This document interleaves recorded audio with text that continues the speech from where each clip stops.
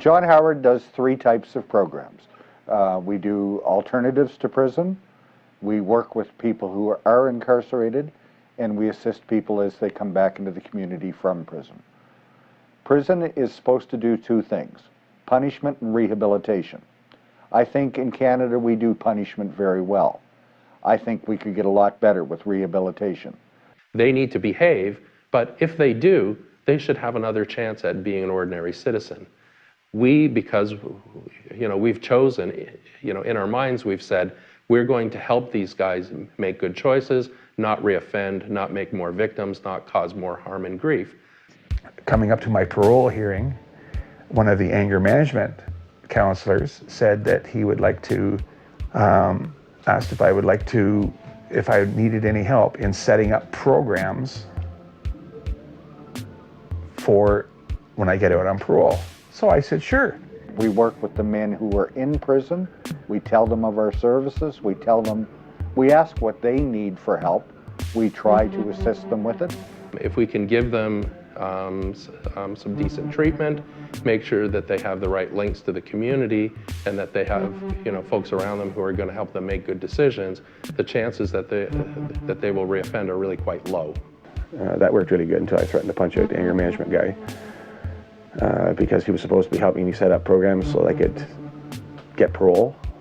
And the day before the parole hearing, he said that he didn't feel comfortable doing that, so he didn't. We have addictions programming, harm reduction programming, anger management programming, and we offer pardons. We also do research and policy work in partnership with universities and various branches of government. What we can do is offer the assistance, we can offer support, we can offer referral, we can offer whatever we've got.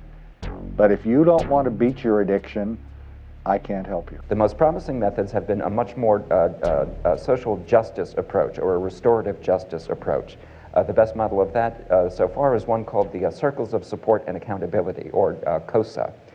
In these situations, which are fascinating and are very, very promising in their results, the offender forms the center of the circle, and surrounding him are a group of 6 or 7 volunteers. They're trained volunteers who provide kind of a support network of their own. They help the people find a place to live. They help the offender reintegrate into the community, have just their basic social needs met. And then that inner circle is supported by an outer circle of professionals who provide the actual training and who provide the support that the volunteers need. The intention of the Circles of Support model is to take persons who are at high risk to reoffend, who are coming out of an institutional setting with very little resources, not an awful lot of ties to the community, and to try and hook them up with people who are going to assist them to make some good decisions. Now, a high-risk offender, by most instruments, are about 30 or 40% likely to commit a new offense.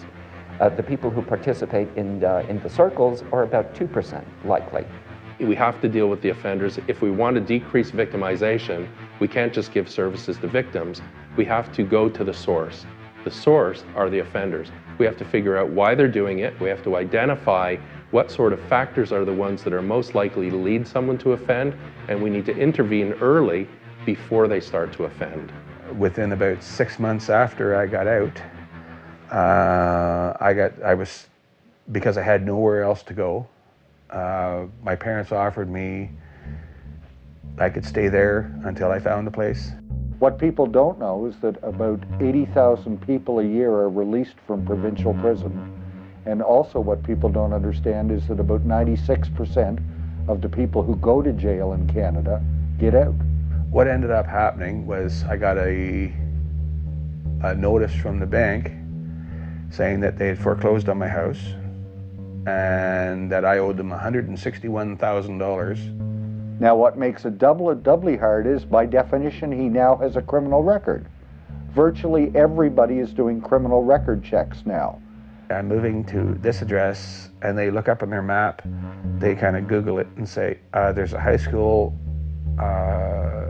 like a block and a half away. There's a public school 3 blocks away. Are we going to have any problems with you?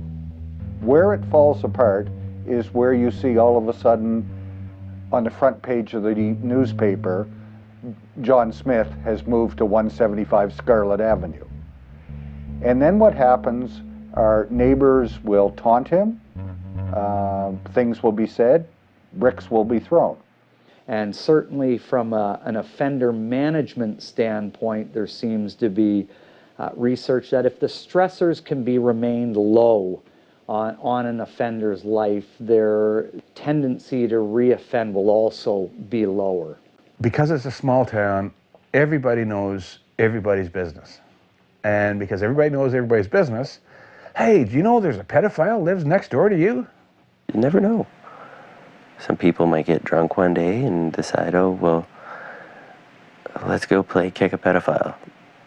Kick in the door, have fun beating somebody down. It has happened in this town. Maybe not just for that charge, but it has happened. And it kind of scares me.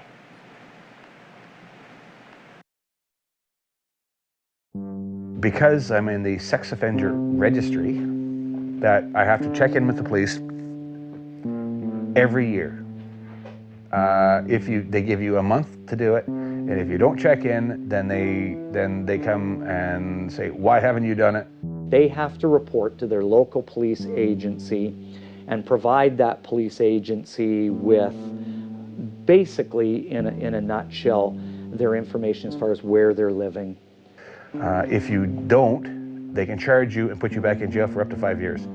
Canada has chosen a sex offender registry system that is private. It's only to be exchanged between policing agencies.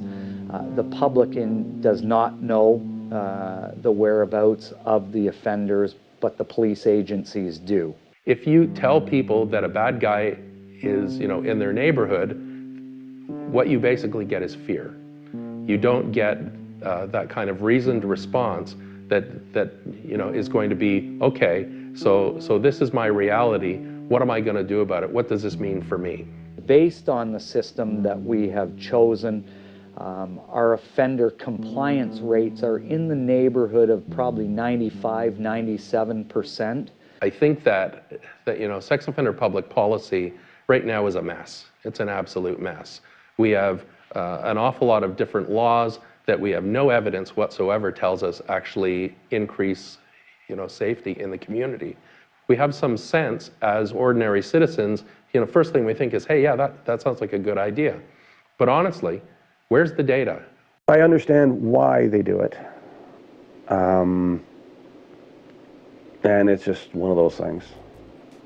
So I just put up with it. The overarching problem here is that there are very, very many preconceived ideas about what a sexual offender is. And the simple truth is that the average sex offender is a low-risk guy, probably first-time offender, very unlikely to reoffend once he's been found out. He's a nice guy. I don't think I'm here to protect my dad. More or less give him something to do, somebody to talk to.